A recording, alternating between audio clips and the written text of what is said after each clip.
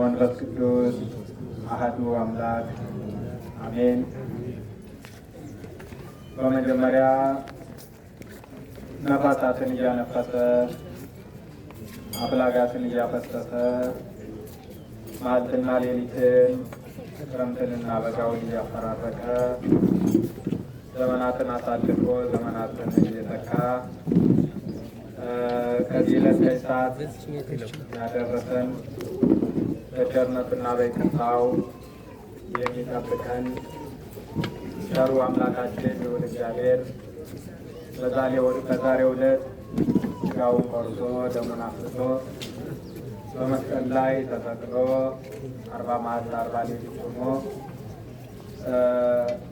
እኛ እንድንድን ከሲኦል ወደ ገነት እንድንሸጋገር መንግሥተ ሰማያትን እንድኖር የቸርነቱን ሥራ ሰርቶልናልና ስሙ ለዘላለም የተመሰገነ ይሁን፣ የተመሰገነ ይሁን፣ የተመሰገነ ይሁን።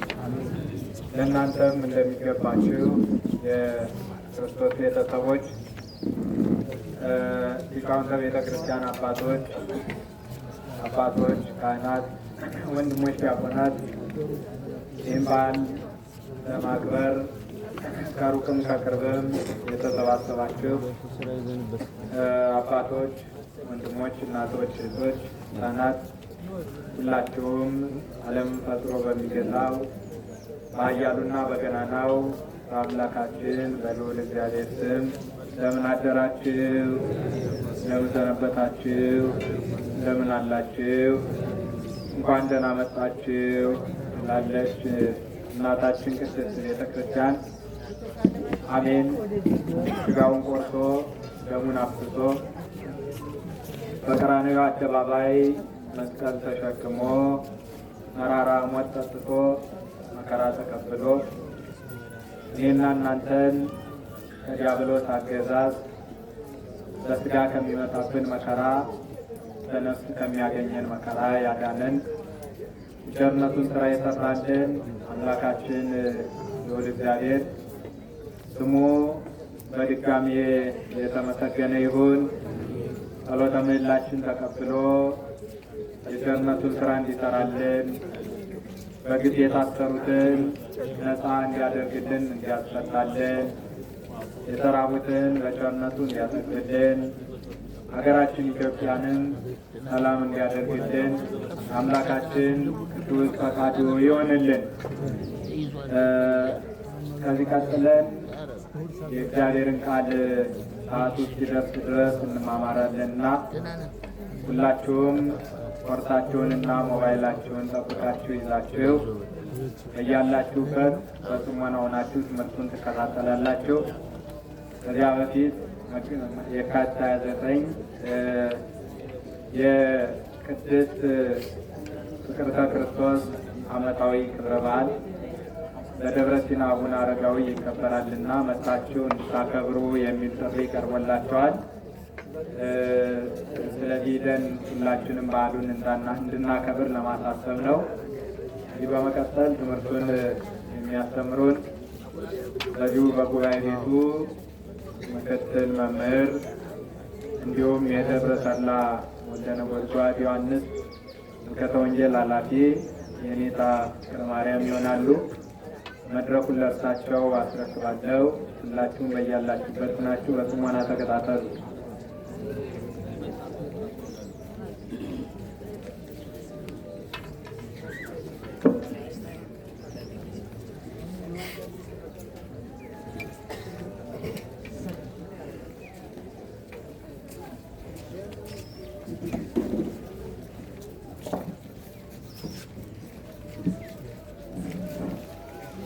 በስመ አብ ወወልድ ወመንፈስ ቅዱስ አሐዱ አምላክ። በስመ አብ ወወልድ ወመንፈስ ቅዱስ አሐዱ አምላክ። በስመ አብ ወወልድ ወመንፈስ ቅዱስ አሐዱ አምላክ አሜን።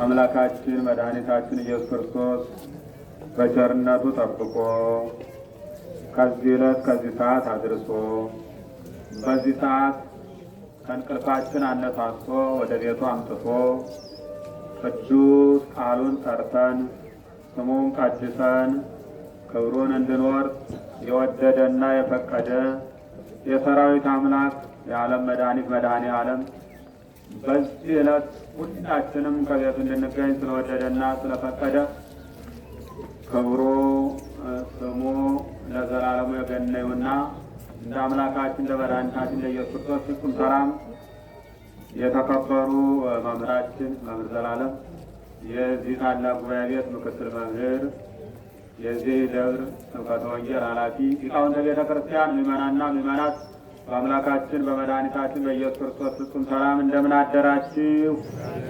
እንደምን ቆያችሁ? እንደምን ሰነበታችሁ?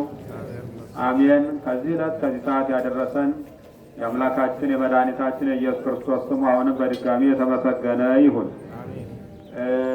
ከዚህ በመቀጠል ኋላም በሌሎች በታላላቅ ሊቃውንት ስለምንማር እስከ ስራ ሰዓታችን ድረስ ትምህርት ይሰጣል።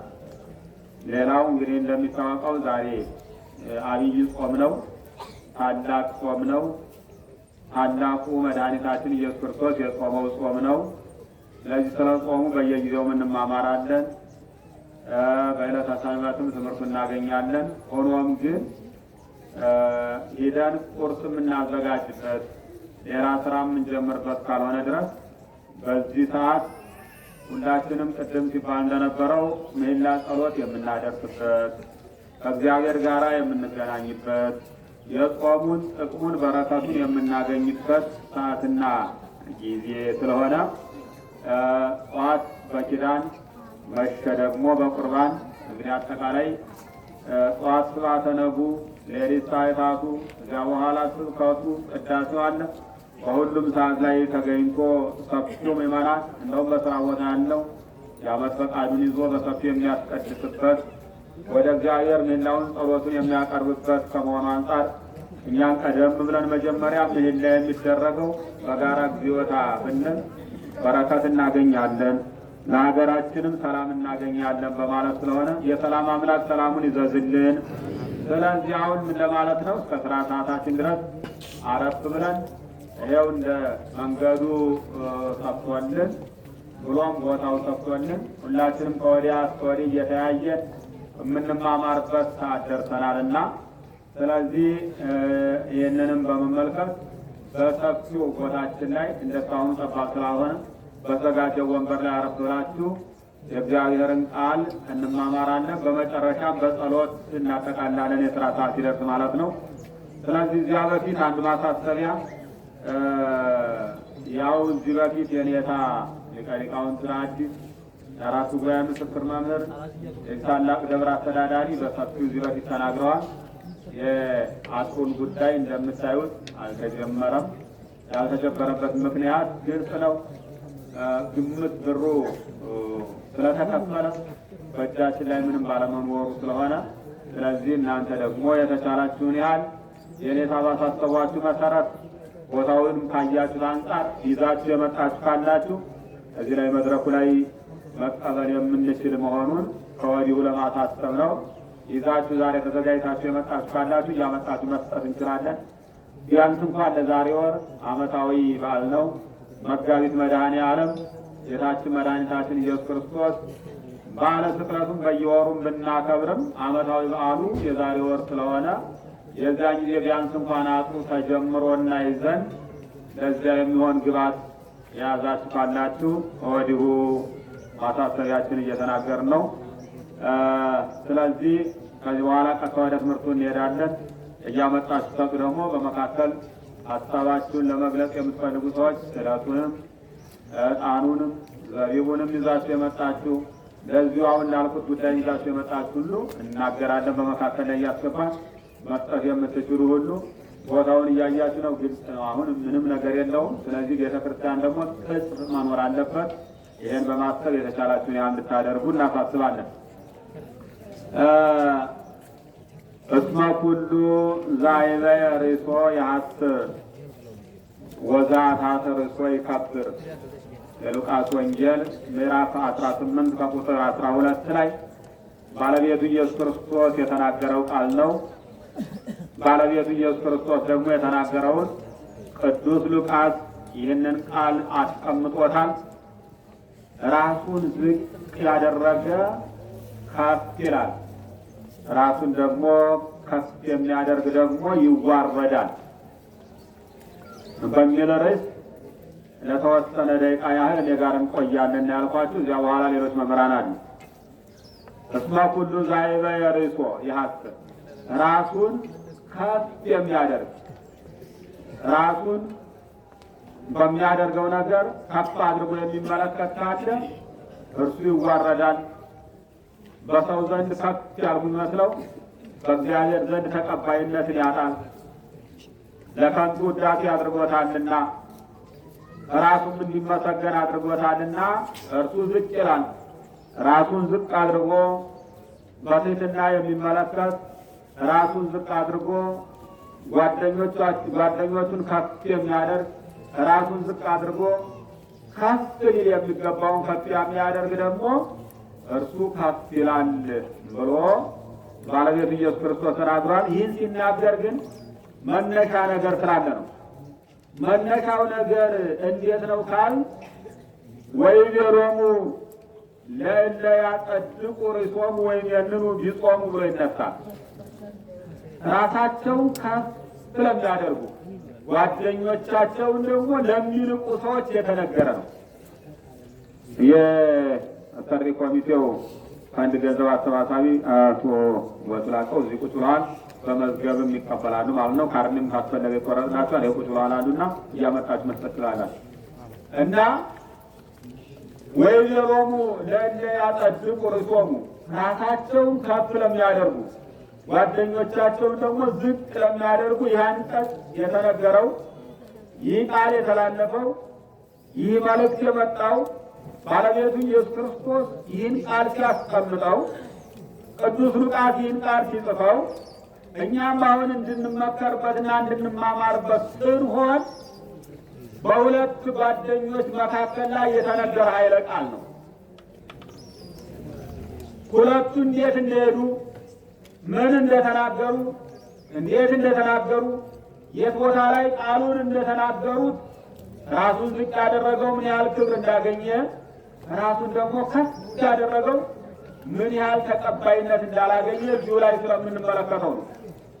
አንቀጹ የምናገረው ለሁለት ሰዎች በዛው ላይ ለእለ ያጸድቁ ርእሶሙ ያል ራሳቸውን ከፍ የሚያደርጉ ባልንጀሮቻቸውን ደግሞ ዝቅ የሚያደርጉ ብሎ የተናገረ።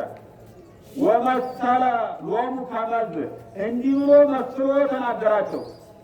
ክልኤቱ እደው አርጉ ቤተ መቅደስ ይጸልዩ። ሁለቱ ሰዎች ሊጸልዩ ወደ ቤተ መቅደስ ሄዱ። አስቡ፣ የሄዱት ወደ ቤተ መቅደስ ነው፣ ወደ እግዚአብሔር ቤት ወደ ቤተ ክርስቲያን ነው። ደግሞ የሄዱት ደግሞ ሁለቱም ሊጸልዩ ነው።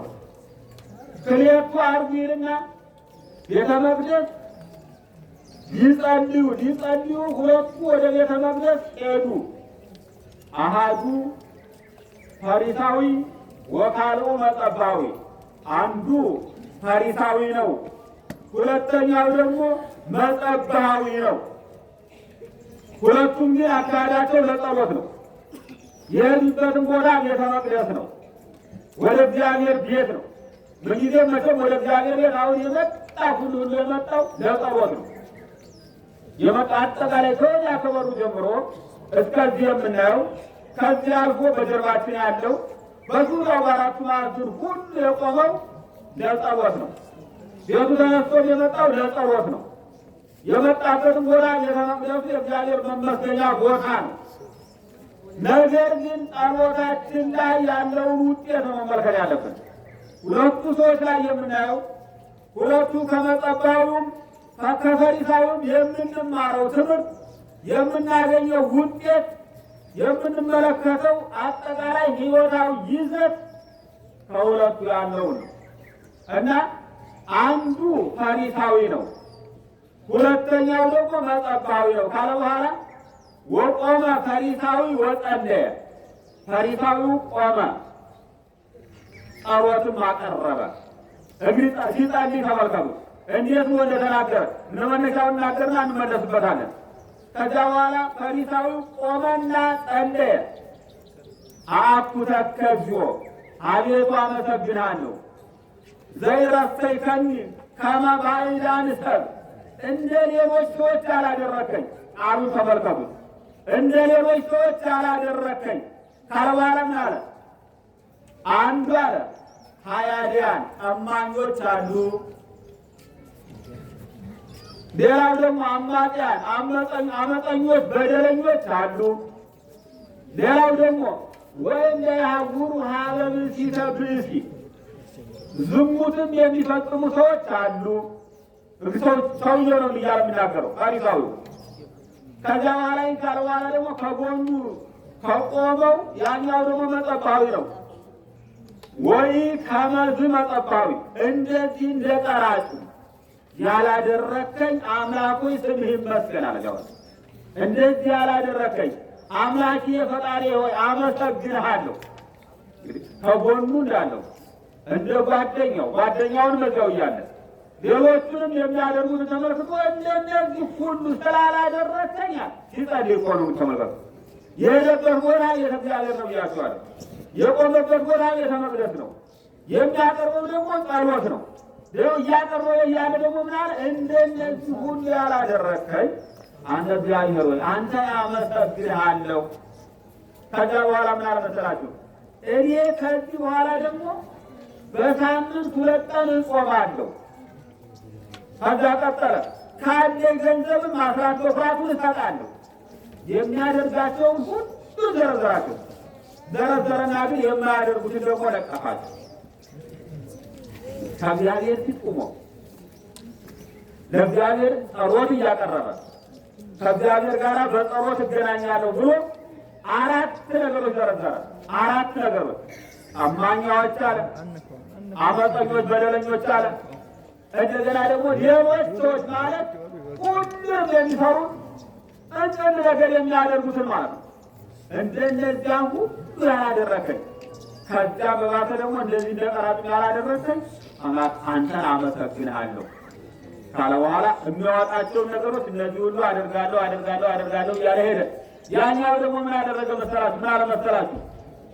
ያኛው ቀራጩ እሱ ደግሞ ለራሱ ደግሞ ቆመና ምን አለ? እልፍ ብሎ ቁሞ ነው የሚለው። እልፍ ብሎ ቁሞ ወይ ፈቀደ ያንስ አይንቲሁ ላይለ ውስተ ሰማይ፣ ወደ ሰማይ ከፍ አድርጎ ቀና ብሎ በዓይኖቹ ሊመለከት አልፈለገም።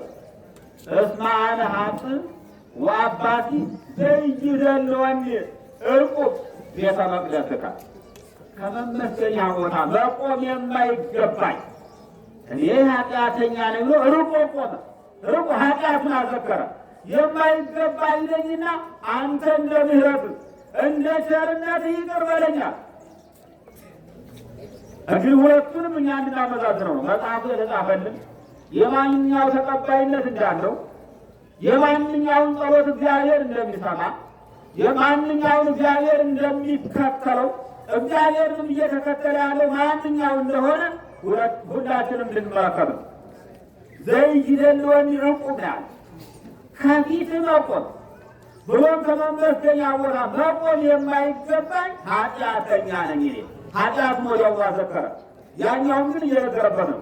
ይሄ ቀራጭ ነው፣ እንደ ቀራጭ ያላደረከኝ እያለው ነው ሲለው፣ ግን እሱ ምን አለ መሰላችሁ? እሱ ደግሞ በራሱ ሲናገር እኔ ከፊት መቆም የማይገባኝ ኃጢአተኛ ነኝ አለ። ከዚያ በኋላ ወእብለክሙ ይላል። ወእብለክሙ እኔ እንዲህ ብዬ እነግራችኋለሁ። ዝንቱ ወእብለክሙ ውእቱ አተወ ይልና ከዚያ በኋላ ዝግቱ እምዝግቱ፣ ከዚያኛው ይልቅ ይሄኛው ወደ እግዚአብሔር ቤት ገባ፣ በእግዚአብሔርም ዘንድ ተቀባይነት አገኘ ይልና በኋላ እመዛይበ ርእስ ወይሐስረት ይላል። ራሱን ከፍ ያደረገ ይዋረዳል፣ ራሱን ዝቅ ያደረገ ሁሉ ከፍ ይላል። እንግዲህ ያኛው ዝቅ ብሎ እኮ ነው እኔ ኃጢአተኛ ነኝ መቆም የማይገባኝ ብሎ የተናገረ። ወደ ኋላ ስንመለስ ይህን ካል ቦታው ቤተ መቅደስ ነው። ቤተ መቅደስ ላይ ስንመጣ የምንጸልየውን ጸሎት ማወቅ አለብን። ነቢየ እግዚአብሔር ዳዊት በመዝሙር 14 ላይ ምንድን አለ? እግዚኦ መኑ ያድሩ ተቃሎትከ ወመኑ ያጸልሉ ተደብረ መቅደስከ። በመመስገኛ ቦታ መቆም የሚችለው በመመስገኛ ቦታ መጥቶ ማመስገን የሚችለው በመመስገኛ ቦታ መጥቶ ተገኝቶ እግዚአብሔርን ማገልገል የሚችለው ማን ነው? እንግዲህ ተመልከቱ የቤተ መቅደስን ታላቅነት ቤተ መቅደስ መጥተው ማገልገል የሚችሉ ሰዎች እነማን እንደሆኑ ባስልዮስ በቅዳሴው እዚያ ደግሞ ነቢየ እግዚአብሔር ዳዊት ደግሞ በመዝሙር ይህን ቃል ተናግረውታል። ወመኑ ያጸልሉ ደብረ መቅደስ ካለ በኋላ ዘይሐውር በንጹሕ ወይገብር ጽድቀ። እውነትን የሚናገር እውነተኛ የሆነ ሰው እውነተኛውን መናገር የሚችል ጽድቅ እውነተኛውን ስራ የሚሰራ ይሄ በቤተ መቅደስ መቆም የሚቻለው ሄደዋል። ወዘይባለው በልሳኑ በአንደበቱ ያልሸነገረ ታሪካዊ እኮ ሸምግሏል። ሰምተነዋል እኮ የታሪካዊውን ታሪክ። እኔ 2 ቀን ጾማለሁ ከሳምንት ጠራቢ ነኝ አለ። እኔ እንደነዚህ እንደነመጠባዩ እንደሌሎቹ ሰዎች አይደለሁም አለ። ቀማኛም አይደለሁም በደለኛም አይደለሁም አለ።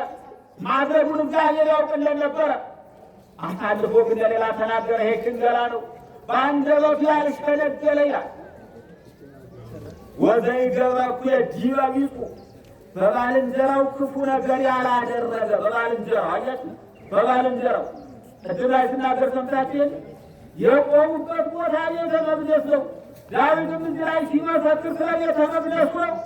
ከቤተ መቅደስ መቆም የሚገባው እንዴት አይነት ሰው ነው ያለ። ከቤተ መቅደሱ ላይ ቁሞ ነው ያሰው የተናገረ ወገኖች። ከቤተ እግዚአብሔሩ መርቶ እዚህ ላይ ቁሞ ነው። እንዲህ አይነቱ ላይ ቁሞ እየጸለየ ነው። ጓደኛው እንዲህ በጎን እየተመለከተ ነው። እንዲያችን የነበረው ታዲያ ምን አለ? ወዘይገብረ ዲበ ቢጹ በባልንጀራው ክፉ ያላደረገ አብረው መጥተው ማኩን ቁመው አንድ ላይ ሆነው እየጸለዩ በነበሩበት ሰዓት ላይ እንደዚህ እያለቱን ያው እንደዚህ ጠራጫ ላደረግህ እግዚአብሔር ተመስገን። ይታየት አባባል ነው። ነቢየ እግዚአብሔር ዳዊት ታዲያ ምን አለ? ወዘይገብረ ዲበ ቢጹ በባልንጀራው ክፉ ያላደረገ። ይህ መዝሙር ጸጥታ በአጠቃላይ እስከ መጨረሻው ድረስ ቤተ እግዚአብሔር መቆም ስለሚገባን ሰዎች ይናገራል። ቤተ እግዚአብሔር ቁመን ስለምንጸልየው ጸሎትም ይናገራል። ወዘኢያጻእ አስባዲሁ ወገኖቹን ያላሰደበ ኃጢአት ሰርቶ ወገኖቹን ያላሰደበ ሰርቆ ቀምቶ የከሌ ልጅ ነው፣ የከሌ ልጅ ቀማኛ ነው፣ የከሌ ልጅ ወንበዴ ነው ያን ተባለ እሱ በቤተ መቅደሱ መጥቶ መቆም ይገባዋል። ወዘምኑን በቅድሜው ክፉ ነገር የተጠላለት ክፉ ነገር የጠላ ክፉ ነገር በአንደበቱ የማይነገር ክፉ ነገር ሊናገር የማይችል ሰው ክፉ ነገር በአንደበቱ የማይወጣ እርሱ በቤተ መቅደስ መቆም ይገባዋል አለ። እግዚአብሔርም የመጸባዩን ጸሎት የተቀበለው ክፉን ነገር ስለጠላ ነው። እኔ ኃጢአተኛ ነኝ ብሎ ራሱን ስላዘከረ ነው። እኔ ኃጢአተኛ ነኝ መቆምም አይገባኝ በቤተ መቅደስ እንደ ቸርነትህ ነው እንጂ እንዳንተ እንደ ምሕረትህ ነው እንጂ። በቅዳሴው ሳምን የለ እንል የለ በከመ ምሕረትከ አምላክነ ወአኮ በከመ አበሳነ። ይህ እኮ የሁላችን ጸሎት ነው ወገኖች። የአንድ ቄስ ጸሎት አይደለም፣ የአንድ ዲያቆን ጸሎትም አይደለም። አምስቱም ልኡካን ቅዳሴ የገቡት ብቻ አይደሉም። በቤተ መቅደሱ ያሉት ካህናት፣ በቅድስቱ በቅኔ ማኅሌቱ ያሉት ካህናት ብቻም አይደለም። ሁላችንም የምናውቀው ሁሉ የምናገረው ስንችል በግዕዙ በቃይመ ዜማ አብረን እናገራለን። ሳንችል ደግሞ በአማርኛው ሲነገር ሁላችንም እንቀበለዋለን። በከመ ምሕረትከ አምላክነ ወአኮ በከመ አበሳነ። እንደ ቸርነትህ እንደ ምሕረትህ እንደ ይቅርታህ ነው እንጂ እንደኛ በደል እዚህ መቆም ባልተገባን ነበረ። ነገር ግን እንደ ቸርነትህ አምጥቶናል። ንዑ ኀቤቱ ውዳነ ጾር፣ እናንተ ሸክም የከበዳችሁ ወደ እኔ ኑ ወአሳርፈክሙ ያሳርፋችኋል ስላለ መምጣታችን እግዚአብሔር አይጠላም ወገኖቼ፣ አለመምጣታችን ነው ክፉ። ምንም ያህል ኃጢአት ይኑረን፣ ምንም ያህል ችግር ይኑርብን መንጣታችን እግዚአብሔር አይጠላም። ለምን? እኔ አሳርፋችኋለሁ ብሏልና። እኔ አሳርፋችኋለሁ ያለ አምላክ፣ እኔ እረዳችኋለሁ ያለ አምላክ፣ እኔ ኃጢአታችሁን እኔ እሸከምላችኋለሁ ብሏል እኮ እግዚአብሔር። ምን አለ? ባለቤቱ ኢየሱስ ክርስቶስ ነሣ ደዌነ ወቆረ ሕማመነ። ዛሬ የሚነገረው ኃጢአታችን ደዌያችን ሁሉ በአጠቃላይ ስለ ኃጢአታችን ሳይከፍለን በኃጢአታችን ምክንያት የመጣውን ፍዳ ለማለት ምናል ነሣ ደዌነ ወቆረ ሕማመነ። ደዌያችንም ተሸከመ፣ ሕማሙንም እርሱ ተቀበለ። ኃጢአት ሳይኖርበት እንደ ኃጢአተኛ ተቆጠረ ይለዋል ኢየሱስ ክርስቶስ። ተወለቆም ተጅጉያል እንዛሩ ኃጢአት ሳይኖርበት ኃጥእ ተባለ። ይሄ ነው እኮ ታዲያ ነሣ ደዌነ ወቆረ ሕማመነ። ይህን ሁሉ ያደረገ አምላክ ግን ራሳችን ዝቅ አድርገን ስንጠይቅ እግዚአብሔር ይወዳል፣ እግዚአብሔር ይወዳል። ለምን የሚባል ምንድን አለ? እኔ ኃጢአተኛ ነኝ፣ ከፊት መቆም የማይገባኝ። ቁሟል እኮ ግን አይሰማም አይመስልም? ቁሟል እኮ መጥቷል። ቁሞ ዝም አለ። ግን እዚህ ላይ ስቆም እየፈራሁ እየተንቀጠቀጡ እየራሱ ነው። መቆም አይገባኝ ነበር። እንዳንተ እንደ ምሕረት ሆኖ እንደ ቸርነት ሆኖ እንደ ይቅርታ ሆኖ አንተ ይቅር ትለኛለህ ብዬ የቸርነትንም ስራ ትሰራልኛለህ ብዬ ሌላውን እንዲሁ ደግሞ ምሕረት ብዙ ነው ብዬ ቆምኩኝ እንጂ እንደ ኃጢአቴ ሳይገባኝ ነበራል። ከፈሪሳዊ የተለየ ጸሎት ጸለየ። ታዲያ ነቢየ እግዚአብሔር ዳዊት ከአንተ ፊት መቆም የሚገባው እንዲህ አይነት ሰው ነው። ወዘይገብረ እኩየ ዲበ ቢጾ ዘያጣላት ወዘምኑ በጥሜው እኩይ ዘያከብሮሙ ለፈራህያነ እግዚአብሔር። እግዚአብሔርን የሚፈሩትን ሰዎች የሚያከብር እንዲህ አይነቱ ነው መቆም ይገባል። እግዚአብሔርን የሚያከብሩ ሰዎች ቅዱሳን መላእክትን የሚያከብር፣ ቅድስት ድንግል ማርያምን የሚያከብር፣ ሊቃውንት አባቶቻችንን እንደየደረጃቸው የሚያከብር፣ ቤተ ክርስቲያንን የሚቀድስ የሚያስቀድስ የሚያገለግል ፈሪሃ እግዚአብሔር በጥቅት በልቡናው ያደረ እርሱ በመመስገኛ ቦታ ይቆማል። ፈሪሃ እግዚአብሔር ናቸው። ፈሪሃ እግዚአብሔር ያለው ሰው ጓደኛውን አይንቅም። ፈሪሃ እግዚአብሔር ያለው ሰው ወደ ዝሙት አይሄድም። ፈሪሃ እግዚአብሔር ያለው ሰው ሰውን አይጣላም።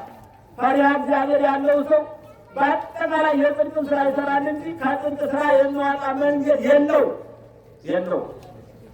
ቀዳሚሃ ለጥበብ ፈሪሃ እግዚአብሔር። የጥበብ መጀመሪያ እግዚአብሔርን መፍራት ነው ተብሏል። ወደ ቤተ እግዚአብሔር ስንመጣ እግዚአብሔር ፈርተን መምጣት ያለን። ወደ ቤተ እግዚአብሔር በምንመጣ ጊዜ ፈሪሃ እግዚአብሔር ከሌለ እንደ ፈሪሳዊው በድፍረት መጥተን እንዳገኘነው የምናገር ከሆነ ፍጻሜያችን ወዛአታ ተርሶ ይከብር ነው እንጂ አላለም። ራሱን ከፍ ያደረገ ይዋረዳል። ፈሪሃ እግዚአብሔርን ሰርተን ከእግዚአብሔር የሚገኘውን በረከት እናገኛለን ብለን እግዚአብሔር በሚሰጠው ጸጋ ከእርሱ ለማግኘት እንጂ እኛ በራሳችን እናገኛለን ብለን በትዕቢት የምንመጣ ከሆነ ከባድ ነው። እግዚአብሔር እንደ ቸርነቱ ይሰጠናል ብለን መምጣት ያለብን። እግዚአብሔር እንደ ምሕረቱ ያደርግናል ብለን መምጣት ያለብን። እግዚአብሔር የሚያደርግልን ነገር አለ ብለን መምጣት ያለብን። በተለይ ወደ ቤተ መቅደስ ስንመጣ ቤተ መቅደሱ ላይ ሊደረግ የሚገባውን ነገር አስቀምጦልናል። እንግዲህ የፈሪሳዊ የቆመው ነግሬያቸዋለሁ ከቤተ መቅደስ ነው። ከዛ ሁለተኛው ደግሞ ምንድን ነው? ለጸሎት ነው የመጡት ሊጸልዩ። ወቆመ ፈሪሳዊ ወጸለየ ነው። ቆመ ፈሪሳዊ ወጸለየ። ከዛ ደግሞ ሁለቱም ደግሞ አርጉ ቤተ መቅደስ ይልና ሊጸልዩ ወደ ቤተ መቅደስ ሄዱ። እንግዲህ ያ ሰው ምን ይህን ሁሉ ሰርቻለሁ አሁን ዘረዝሮ የነበረውን ሁሉ ያለው ምንድን ነው? እየጸለየ የመጡት ለጸሎት ነው። እየጸለየ ግን ምን አለ? እንደ ሌሎች ሰዎች ያላደረከኝ፣ አማኛ ያላደረከኝ፣ በደለኞች ሰዎች አሉ እንደነሱ ያላደረከኝ፣ ከዚያ በኋላ እንደዚህ እንደመጸባዩ እንደ ቀራጩኝ ያላደረከኝ ካለ በኋላ ተመስገን እንደዚህ እንዳላደረግ ደግሞ በኋላ እነዚህ ሁላ ሲጸልይ ነው። ሲጸልይ ጸሎቱን ጸሎት ተናግሮ ምስለ እግዚአብሔር ነው። ይሄ ነገር ስራ ነው የሚባለው። እንዲህ አይነቱ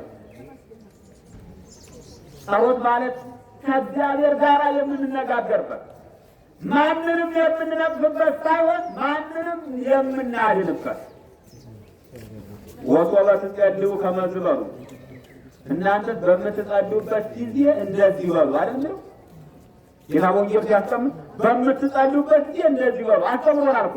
ስለ ጸሎት አስተምሮናል፣ ስለ ጸሎት ነግሮናል፣ ስለ ጸሎት መክሮናል። ስለ ጸሎት አጠቃላይ ቤተ መቅደሱ መጥተን የምንናገረውን ቁልጭ አርጎ አሳይቶናል።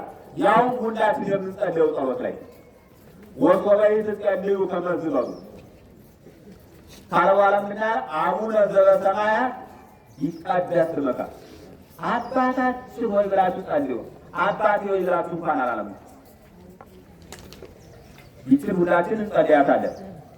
የበደሉንን እያበዛ ነው የሚል በአጠቃላይ ይቅር እንደምንል አንተም ይቅር በለን እኛም የበደልነውን ይቅር እንላለን። የበደሉንን ሁሉ ይቅር እንድንል አንተም ይቅር በለን። ይህን የምንለው እኮ እያበዛን በደለኞቹን በውስጥ አብረን እየቆጠር ነው። ኃጢአተኞቹን አብረን እየቆጠር ነው። እኛም ኃጢአታችን ስናስወግድ ስለ ሌሎቹም እየጸለይን ነው። ስለ ሌሎቹም እየመሰከርን ነው። ስለ ሌሎቹም እየተናገርን ነው። ስለ ሌሎቹም አብረን እያዘንላቸው አብረን በጋራ አድርገን ወሶበ ትጸልዩ ካለ ከመዝ በሉ አብዝቶ ለሁሉ እንደዚህ ብላችሁ ጸልዩ። አባታችን ሆይ ገረድ ደንገጠር ቋሚ ለቋሚ ንጉሥ አዳሽ አዳሽ የሚጸልያት ሁሉም ነው የምናገራት በየሰዓቱ። ቅድም ላይ አስባችሁት ከሆነ በምህላው ሰዓት ቢያንስ መዝሙረ ዳዊት ተደግሞ ጸሎተ እግዝእትነ ማርያም የእመቤታችን ጸሎት ተጸልዮ ውዳሴ ማርያሙ ተደግሞ እግዚኦታው ተብሎ አንድ 7 ጊዜ ያላነሰ አባታችን ሆይ ተብሏል። አባታችን ይሄ ሁሉንም ማሰብ ነው፣ ሁሉንም ማዘከር ነው። ከላይ እስከታች ያለውን መመልከት ማለት ይሄ ነው። ጸሎት ማለት እንዲሁ እግዚአብሔር ያዘዘን ለሁሉም እንጸልይ እንጂ የራሳችን ያውም የራሳችንም ስንናገር የራሳችንም ስንመሰክር የራሳችንም ስንገልጽ እኛ ገልጸን አይደለም የምናገረው። ከሐሰተኛው ሳይሆን ከእውነተኛው አምላክ ጋር ነው። ከምድራዊው ሳይሆን ከሰማያዊው ጋር ነው። ከጊዜያዊው ጋር ሳይሆን ከዘላለማዊው ከኢየሱስ ክርስቶስ ጋር ነው የምነጋገረው ወገኖች። ውሸት ሐሰት የማይነገርበት እውነት ከሚነገርበት ትክክለኛው ኢየሱስ ክርስቶስ ለታላቁ ለታናሹ፣ ለሀብታሙ ለድሃው፣ ለቄሱ ለጳጳሱ፣ ለንጉሱ ለሌላው ከማያደላ አምላክ ሁሉንም እኩል አድርጎ ከሚመለከተው አምላክ ከሱ ፊት ነው የምናገረው። ጸሎት ስመጣ እንዲህ አለ። ከእግዚአብሔር ጋር የሚገናኝ ጸሎት ሊጸልዩ መጥተው ነው እንግዲህ ቅድም አስተውሉ። ሊጸልዩ መጥተው ልጸልይ ስንመጣ ምንም ይሁን እኛማ እናውቀው እግዚአብሔር የሚያውቀው ስህተት ይኖርብናል። እኛም የምናውቀው በድፍረት የሰራ ነው ይኖራል። እኛም የማናውቀው ደግሞ በስህተት የሰራ ነው ይኖራል። ያን ሁሉ የሚያውቀው ግን ማእምረ ሕዋት ኢየሱስ ክርስቶስ ብቻ ነው። ሰው ሳያየን የሰራ ነው ኃጢአት ይኖራል። ነቢየ እግዚአብሔር ዳዊት ኃጢአቱን ሲሰራ ሰው አላየው። እግዚአብሔር ተመልክቶ ናታንን ላከበት። እዚያ በኋላ ካንተማ ተጣልቼ ነው ያለ። ካንተ ተጣልቼ የምሾልክበት ቀዳዳ፣ የምሮጥበት ሜዳ፣ የምጠጋበት ዋሻ፣ የምመክትበት ጋሻ ምንም የለኝም ማለት ነው። ከእግዚአብሔር ጋር ተጣልቶ ምንም ሌላ መታረቅ የለም። ከእግዚአብሔር ጋር መታረቅ የሚቻለው ምንድነው? በንስሐ መታረቅ። ከእግዚአብሔር ጋር መታረቅ የሚቻለው ኃጢአትን ለመምህረ ንስሐ ነግሮ ንስሐ አባት የነገረውን ፈጽሞ ለቅዱስ ሥጋው ለክቡር ደሙ መብቃት። ራስን ዝቅ ማድረግ የመጀመሪያው ትልቁ። ሰው ራሱን ዝቅ ካደረገ ጓደኛውን ያከብራል። ሰው ራሱን ዝቅ ካደረገ ኃጢአት የሚባለው ሊቆምለት አይችልም፣ ያስወግደዋል። ራሱን ዝቅ ካላደረገ ግን ይጎዳል። ቅድም ያየነው ነገር ልንጸልይ ስንመጣ የምንጸልየውን አውቀን መምጣት አለን። መጽሐፉ ላይ ያለውን ስንመለከት ስማኒ እግዚኦ ጸሎቴ የዛሬው ዳዊት ወይም አይቅድሜከ ጋሬ ወይ ትሚት ገጸከ እምኔ ጸሎቱ በቃ ነው። እንዲህ ነው። አቤቱ ጸሎቴን ስማኝ፣ ጩኸቴንም አዳምጥልኝ። አዳ ልመናም እንባዬ ሁሉ ከአንተ ይድረስ።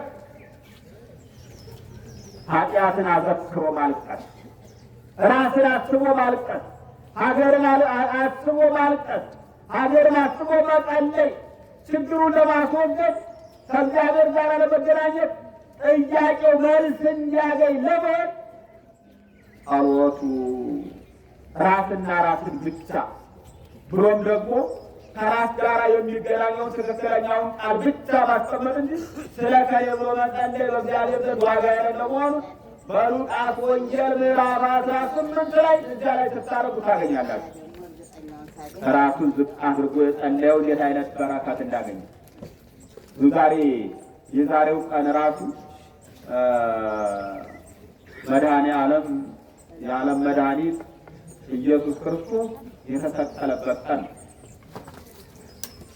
በዚህ ቀን ታዲያ ባለቤቱ ኢየሱስ ክርስቶስ በተሰቀለ ጊዜ ጴጥሮስና ዳክር ሁለቱ ነበሩ። ጴጥሮስ የሚባለው ገቢረ ተአምራቱን ተመለከተ። ሰባቱን ተአምራት አየና ኋላ ተዘከረኒ እግዚኦ አመት መጽኦ ውስተ መንግሥትከ፣ አቤቱ በመንግስት በመጣ ጊዜ አስበኝ አለ። እንግዲህ ኃጢአተኛ ነው። አስቡ፣ 30 ዘመን በላይ ሲቀማ ቆይቷል። ጌታችን መድኃኒታችን ኢየሱስ ክርስቶስ በዚህ ዓለም 30 ዓመት ሲኖር ጌታችን መድኃኒታችን ኢየሱስ ክርስቶስ በተሰደደበት ሰዓት እሱ ቀማኛ ነበር። ጌታችን መድኃኒታችን ኢየሱስ ክርስቶስ ዓለምን ለማዳን በዚህ ዓለም በሚወጣ በሚወርድበት ሰዓት እሱ ደግሞ በዛው ልክ ደግሞ ይቀማ ነበረ። ዳክርስም እንደዚሁ ይቀማ ነበረ። ሁለቱም ሲቀሙ ኑረው ቅድም እንዳልኳችሁ ታላቆ ምስለ ጅብራን ያለውን ለመፈጸም አንዱን በቀኝ አንዱን በግራ በሰቀሉበት ሰዓት ፀሐይ ጨለመ፣ ጨረቃ ደም መሰለች፣ ከዋክብት ረገፉ። በምድር ደግሞ ሌሎቹ ደግሞ አይባን ተፈተቱ፣ መቃብራት ተከፈቱ፣ ሙታን ተነሱ። የቤተ መቅደሱ መጋረጃም እንዲሁ ከሁለት ከሶስት ተከፋፈለ። የተለያዩ ተአምራት ተደረጉ። እንግዲህ ከማየት የበለጠ ምን አለ? ይህ ሲያይዛ በኋላ እዚያ የነበረው ቅዱስ ወዲያውኑ ንስሐ ገባ። ተዘከረኒ እግዚኦ አመት መጽኦ ውስተ መንግሥት፣ ኋላ በመንግስት በምትመጣበት ጊዜ እኮ ነው። ከዚህ በፊት ለሆነው ሳይሆን ከዚህ በኋላ ለሚሆነው እኮ ነው የለመነ። በዚያ በመጣ ጊዜ አስበኝ እኔን ኃጢአተኛውናል። እኔን ኃጢአተኛውን እኮ ነው ያለ። እኔን ኃጢአተኛውን፣ እኔን ችግረኛውን እግዚአብሔር አንተ ፈቅደህ ከአንተ ጋር ተሰጥዬ ይህን ተአምራት እንዳይሰራ ያደረገኝ እግዚአብሔር የተመሰገነ ይሁንና በላንተ ደግሞ በዳግም ምጽአት በመጣ ጊዜ አስበኝ። የዛው ጊዜ ተመልከቱ አባባሉ። እኔና እናንተም ወዲያውኑ ቤተ ክርስቲያን ስንመጣ ኃጢአታችን አዘክረን የምንሄድ እንሆን፣ ስለ ኃጢአታችን አስበን የምንጸልይ እንሆን። ሌሎቹ ወቁበት ብንችል ለእነሱ ልንጸልይላቸው፣ ባንችል ሌሎቹን መጻተኞች አድርገን ሌሎቹን ኃጢአተኞች አድርገን እኛን አጽድቀን ብሄድ ግን ኃጢአት መሆኑን አስቡ። ጸሎቱም ተቀባይነት የሌለው መሆኑን አስቡ፣ ተረዱ። ምንድን ነው የሚለው? ወይቤሎሙ ለእለ ያጸድቁ ርእሶሙ ወይሜንኑ ቢጾሙ እኮ ነው ያለ። ራሳቸውን ከፍ ለሚያደርጉ ጓደኞቻቸውን ደግሞ ዝቅ ለሚያደርጉ የተነገረ ኃይለ ቃል። እዚያ በኋላ ጴጥሮስ እንደዚህ ብሎ በሚጸልይበት ሰዓት በግራ የተሰቀለው ደግሞ ዳክርስ የሚባለው ደግሞ ዞር አለና ምን አለ ደግሞ ስላችሁ ለራሱ አውቅ ነዳይ የለመነው አይን እንደሚባል ከእኛ ጋራ ተሰቅሎ ከእኛ ጋራ እየተጨነቀ እያየው ለወጡ ስብሐት ክብር ምስጋና ለአምላካችን ይግባ። እንዲህ ብለህ ትለምናለህ አለ። በጓደኛው ላይ ሌላ ተናገር። አይ እንደ ፈሪሳዊውና እንደ መጻባሁ እኮ ነው። ከዛ በኋላ ይህን በመናገሩ ወዲያውኑ ለጴጥሮስ ደመ ማኅተሙን ሰጥቶ ምን አለው? ወዲያውኑ እኮ ኃጢአተኛው የለመነው ለዳግም ምጽአቱ ነው።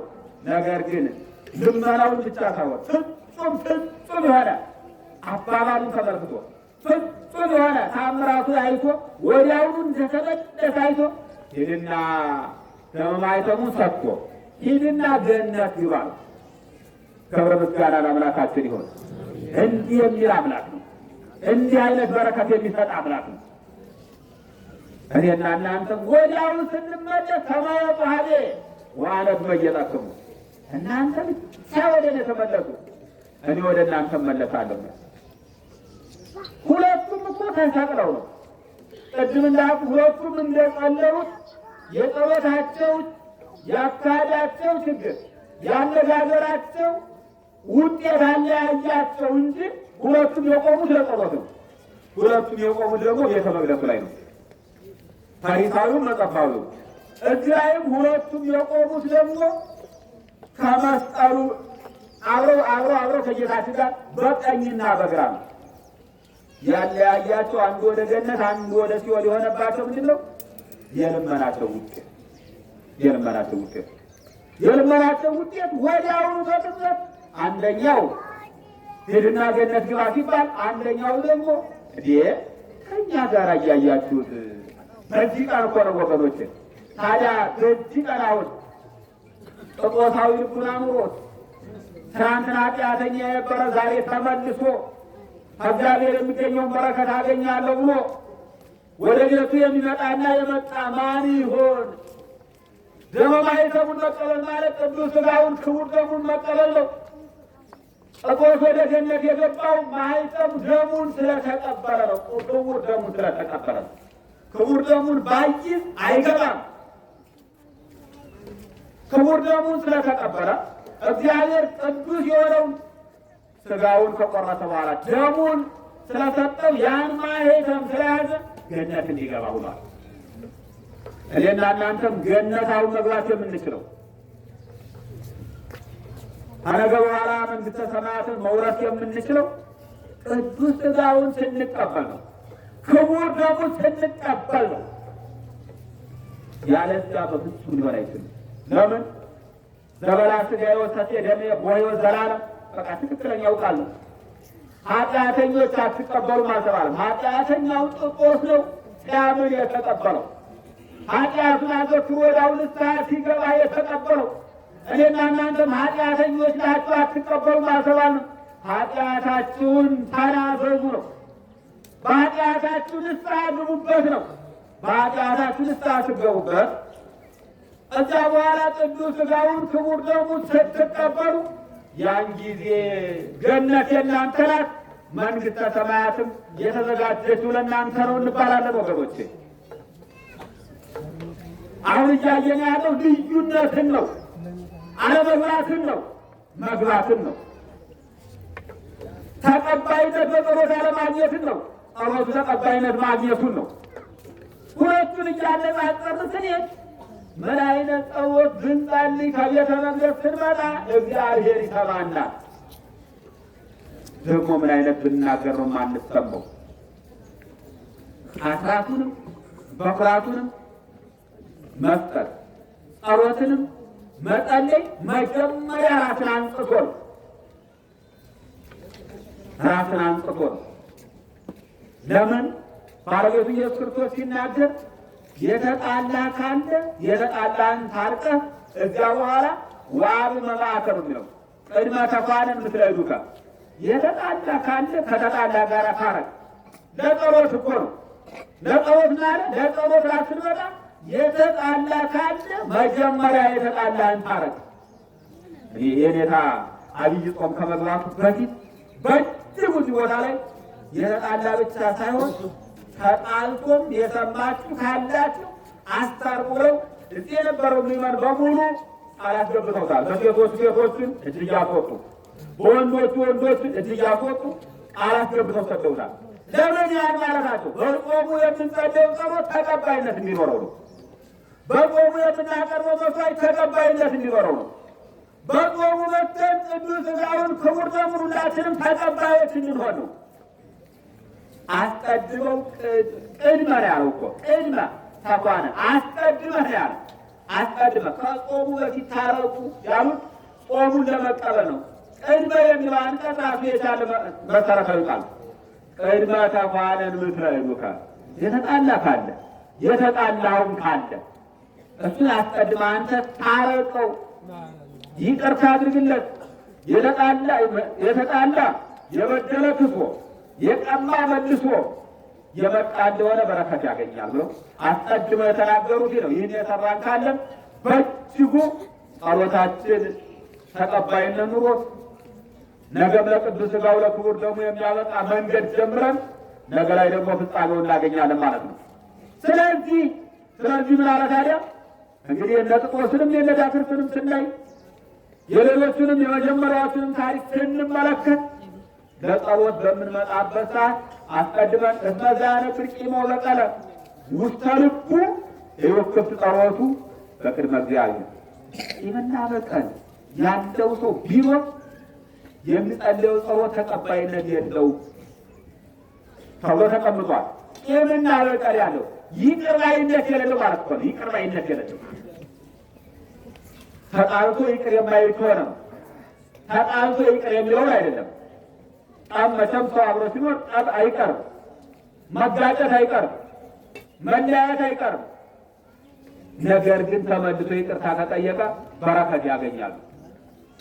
የበደሉንን ይቅር እንደምንል ብለን የምንጸልየው እኮ ለዚያ ነው።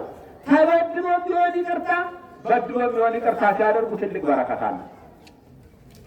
ስለዚህ ሁላችንም በዚህ ጾም ብቻ ሳይሆን ምን ጊዜም በክርስትና ዓለማችን የሚያስተምረን እግዚአብሔር ይህንን ነው እና እንዳየነው እና እንደተመለከትነው ራሱን ከፍ ያደረገ ይዋረዳል የተባለው ለጸሎት መተን ትሕትና የማንሰራ ከሆነ፣ ለጸሎት መተን ትዕግስት የሌለን ከሆነ፣ ለጸሎት መተን ፍቅር የሌለን ከሆነ፣ ለጸሎት መተን መገፋፋት ካለ በረከት የማናገኝ መሆኑን አመልክቶናል መጽሐፉ። ባለንበት ቦታ፣ በቆምንበት ቦታ፣ በሄድንበት ቦታ በምንሰራው ስራ ሁሉ ራሳችን ዝቅ አድርገን ከሰራን ነገ ከፍ እንደምንል እግዚአብሔር አስቀምጧል። ማስቀመጡ ብቻ ሳይሆን አጋዥነቱን ብቻ ሳይሆን ፈጻሚነቱንም ነግሮናል። እኔ ኃጢአተኛ ነኝ። አንዳንድ ጊዜ እኮ ሰው ራሱን ዝቅ ሲያደርግ ትልቅ በረከት ያገኛል። እመቤታችን ቅድስት ድንግል ማርያም እኮ ጌታችን መድኃኒታችን ኢየሱስ ክርስቶስን ከመውለዷ በፊት ትሕትናዋን እዩት ምን እንዳለች። ናሁ ድንግል ትጸንስ ወትወልድ ወልደ የሚል አንቀጽ ስትመለከት ምን አለች መሰላችሁ? ከዚህ ሴት ከዘመኗ ደርሼ ካለች በኋላ ምን አለች? አብሬ ወጥቼ ወርጄ አገልግያት። ይህች የተቀደሰች ናት። ይህች የተለየች ናት። ስለዚህ ይህች ልዩ ካለሙ ልዩ ናት። ድንግል ሆና በድንግልና የምትጸንስ፣ ድንግል ሆና በድንግልና የምትወልድ፣ እስካሁን ተሰምቶ የማይታወቅ ቃል ይደረጋል ተብሎም የማይታሰብ እንዴት አይነት ቃል ነው አለችና ገረማትና እግዚአብሔር ስለምን ማለት ከዚህ ከዘመኗ አድርሰኝ ደግሞ ምን አለች? እንዳገለግላት ትሕትና እኮ ነው ይሄ።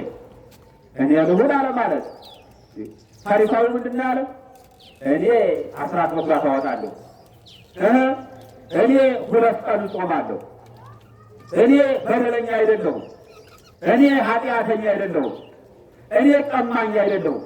ይሄ እኮ ነው ጸሎቱን ውድቅ ያደረገበት ቤተ መቅደስ መጥቶ እንዳልመጣ ያስቆጠረበት እኮ ይህ አባባሉ ነው ወገኖቼ። የእመቤታችን ትሕትና ግን አያቸው። እኔ ልሁን ሳትል እኔ መሆን አለብኝ ሳትል ከዚህ ሴት ከዘመኗ ደርሼ አብሬ ወጥቼ ወርጄ አገልግዬ እንዳያት እባክህ ፍቀድልኝ አለ። ይህን ትሕትናዋን አይቶ እርሷ ሆነች ይላል። እዚያ በኋላ እንደምንድን ነው የምትለው? ትጸንስ ይችላል። ኧረ እንዴት ሊሆን ይችላል? ሊሆን አይችልም ያለት መልአኩ ቅዱስ ገብርኤል። ከዚያ በኋላ አይ ያንቺ እንደሌሎች ሴቶች አይደለም፣ በድንግልና ትጸንሻለሽ፣ በድንግልና ትወልጃለሽ፣ ስሙንም አማኑኤል ትሆናለሽ ስትባል ዛላ ይኩነኒ በከመ ትቤል። እንዲያማ እንደዚህ ከሆነማ እንደ ቃል ይሁንልኝ። ትሕትና ምን ያህል ከፍ እንደሚያደርግ ራስን ዝቅ ማድረግ እኔ ልሁን አለማለት ምን ያህል ክብር እንደሚሰጥ፣ ምን ያህል ክብር እንደሚያሰጥ፣ ምን ያህል ከእግዚአብሔር ጋር እንደሚያገናኝ፣ ምን ያህል ሀሳብንም እንደሚያስፈጽም እዩት። ያመጸባዊ እኮ ጸሎቱ ተቀባይነት ያገኘው እኔ ኃጢአተኛ ነኝ ዝቅ ሲያድግ በኋላ ዛይበር እሱ ያስር ካለ በኋላ ወዛታ ተሩቶ ይከብር ከበረ ክብር አገኘ። እኔ መቆም አይገባኝም። አሁን መጸብህ ነው፣ ጠራጭ ነው። ጠራጭነቱ ምን ገለጸ? እስካሁን እንዲነበር ከዚህ በኋላ ግን ተቀበለኛል። አዎ እስካሁን በኃጢአት የምኖር ነኝ፣ ኃጢአተኛ ነኝ። ኃጢአቱን ገልጾ ተናገረ። ግን ከዚህ በኋላ ይቅር በለኝ። ትልቁ መሰረት የኮን ኃጢአትን አዘክሮ ራስን ዝቅ አድርጎ አንተ የሚገባኝን ድርሻዬን ስጠኝ ሲሉት እግዚአብሔር ይሰጣል። ራስን ቆልሎ ራስን ከምሮ ራስን ሌላ ተኝቶ ሲናገሩ ደግሞ ተቀባይነት ይጠፋል። ስለዚህ የሁላችንም ጸሎት እግዚአብሔር እንዲቀበለን ቅዱስ ፈቃድ ይሆንልን። ተሰሚነት ያለው ጸሎት እንድንጸልይ እግዚአብሔር ይፍቀድልን። እግዚአብሔር ደግሞ ፈቅዶ በቤቱ ጸንተን ቅዱስ ሥጋውን ክቡር ደሙን የምንቀበልበትን በረከትና ረድኤት ለሁላችን ያድለን። እንደው እኔ ለመግቢያ ያህል ነው። ከኔ በበለጠ ደግሞ የጉባኤ ቤታችን ምክትል መምህር የታላቁ ደብራችን የዚህ ስብከተ ወንጌል ኃላፊ የሆኑት መምህር ዘላለም ደግሞ ከዚህ በበለጠ ባላቸው ጣዕማዊ አንደበት አሳምረው አጣፍጠው ያስተምሩናል። ቅድም እንዳልኩት በመጨረሻ ጸሎት አድርገን እንሄዳለን። ኋላ ደግሞ ለቅዳሴ እንመጣለን። የተወሰነ ደቂቃ ያህል ደግሞ ታግሰን ከመምህሩ እንድንማማር ወደ መምህሩ ወስዳቸዋለሁ።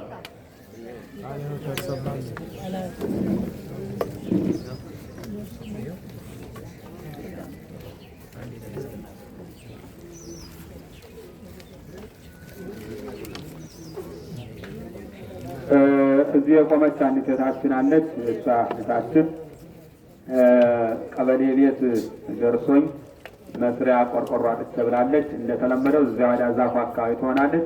ሁላችሁም እንድትዘከሯት ነው። ይጀዚያ ሌሎችም አሉ እዚያ አካባቢ ታገኟቸዋለን፣ እንድትሰጧቸው ነው። ሌላው እናታችን እሙሃይ ሀገሪቱ ጎበዜ ታላቅ እናት ናቸው። በዚህ ቤተ ክርስቲያን አገልግሎት ይሰጣሉ። በዚህ ቤተ ክርስቲያን ጠዋት ለኪዳን መሰለ ቁርባን ከሚሉት እናቶቻችን አንዷ ናቸው።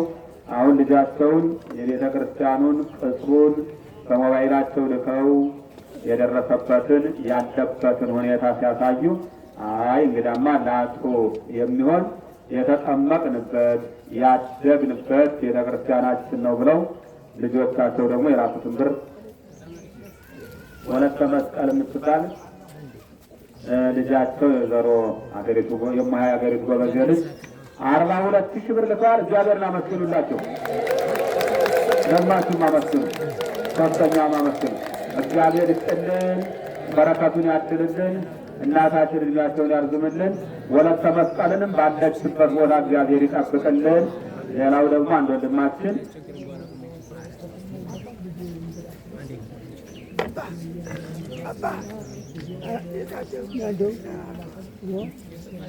ልጄ መንገድ አስቦ ነበረ። ተሳልኩኝ መጥቼ ለመድኃኒዓለም ነገርኩት። መድኃኒዓለም ሰማኝ። ካሰቡ ቦታ ሄደ። ለእኔ መጀመሪያ 5,000 ብር ሲልክልኝ ስለቴ ነው ብዬ እኔ 2,000 ብር አምጥቼ ሰጥቻለሁ ብለዋል። እግዚአብሔርን አመስግኑላቸው። ሁለተኛ መስግኑ። እግዚአብሔር ይስጥልን፣ በረከቱን ያድልልን። ሌሎቻችሁም ሊያዛችሁ አቤት